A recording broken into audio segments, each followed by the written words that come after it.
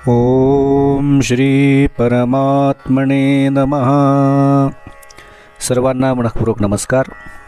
चाणक्य नीती या सदरामध्ये गेल्या काही भागांमध्ये आपण राजशिष्टाचार कसा असावा, व्यक्तीचं दैनंदिन जीवनामधलं आचरण कसं असावं, काय केल्याने त्याला त्याच्या व्यवहारांमध्ये फायदा होईल, या आशयाचे अनेक श्लोक आणि त्याविषयीचं अगदी थोडक्यात विवेचन आपण श्रवण केलेलं आहे.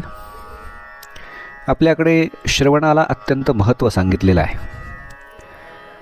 ज्यावेळी युधिष्ठिराला यक्षाने प्रश्न विचारला महाभारतामध्ये, त्यावेळी त्यानं दिलेलं उत्तरसुद्धा हेच आहे. यक्ष विचारतो, केनस्वित श्रोत्रियो भवती. याचा अर्थ असा आहे की मनुष्य कशामुळे विद्वान होतो. त्याचं उत्तर युधिष्ठिरांनी दिलेलं आहे, श्रुतेनं म्हणजे श्रवणामुळे, ऐकण्यामुळे. म्हणून माऊलींनीसुद्धा ज्ञानेश्वरीमध्ये सांगितलं, तरी अवधान एकले दीजे, मग सर्व सुखासी प्रात्र होईजे. अवधान देणं म्हणजेच श्रवण करणं अत्यंत महत्त्वाचं आहे. आणि श्रवण हे विद्वत्ता संपादनाचं एक प्रमुख साधन आहे.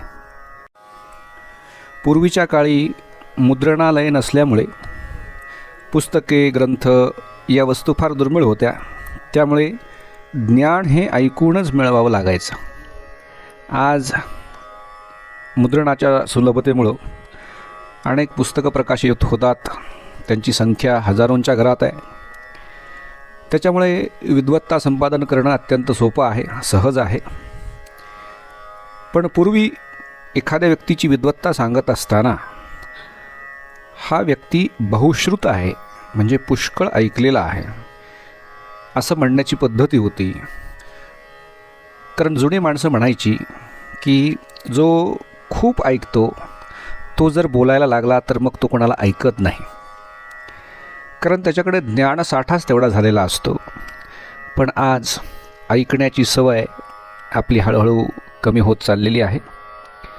म्हणून हा एक प्रामाणिक प्रयत्न आहे की चाणक्य नीती एका सहज सोप्या माध्यमातून अगदी 2-4 मिनिटाच्या अल्प वेळेमध्ये आपल्यापर्यंत पोचवली जावी. दैनंदिन जीवनामधून थोडा वेळ काढून आपण हे सर्वजण श्रवण करत आहात.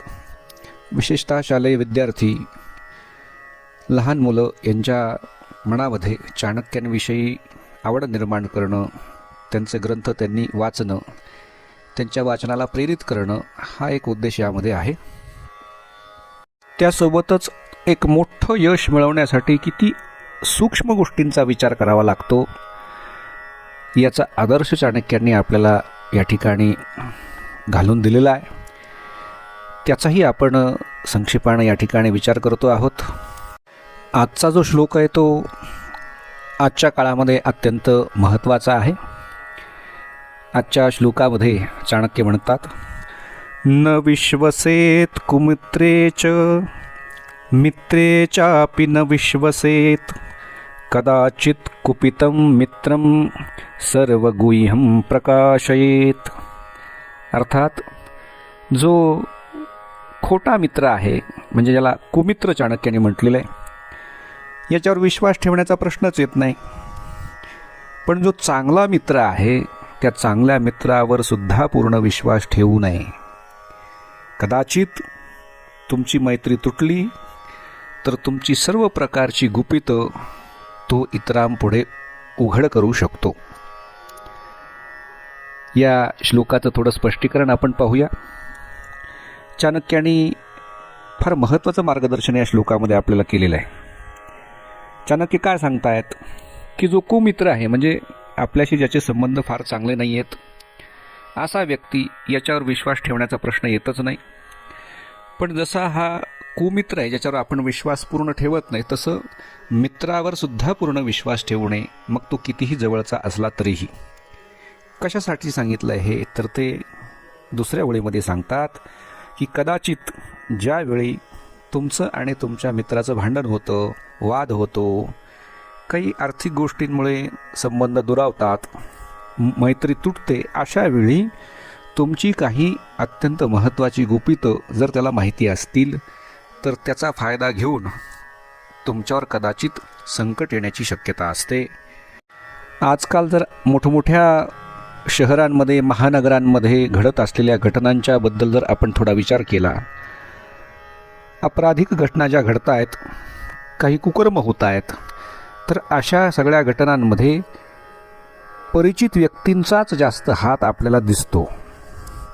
म्हणून अशा सर्व घटना पाहिल्यानंतर आणि परिचितांचा त्यामध्ये हात पाहिल्यानंतर आपल्या असं लक्षात येईल की चाणक्यांचं हे वाक्य तंतोतंत खरं आहे की ज्या व्यक्तीला घरातल्या आर्थिक व्यवहारासंदर्भात, घरातल्या परिस्थितीसंदर्भात, घरातील लोकांच्या वेळापत्रकासंदर्भात माहिती असते, अशीच लोक या अपराधामध्ये सहभागी असतात.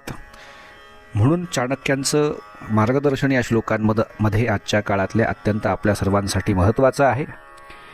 आपण नेहमी काय करतो की ज्यावेळी आपल्याला एखादा मित्र भेटतो, परिचय वाढत जातो, मैत्री दृढ होत जाते आणि तो आपलाच आहे आपल्याला असं वाटायला लागतं, त्यावेळी आपण सहजतेने आपल्या मनातील सर्व गोष्टी त्याच्याशी बोलून जातो.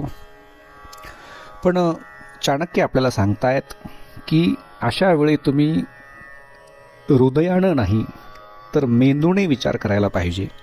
म्हणजे भावनिक न होता तर्कशुद्ध पद्धतीने बुद्धीचा अगदी कस लावून आपण योग्य तेच या सर्व आपल्या मित्राला सांगावं, ज्यामुळे आपण सुरक्षित राहू. आजच्या काळामध्ये तर हे अत्यंत महत्त्वाचं आहे. आपण योग्य ते मार्गदर्शन यातून निश्चितच घेतलेलं असेल. भेटूया पुढील श्लोक घेऊन. जय श्रीराम.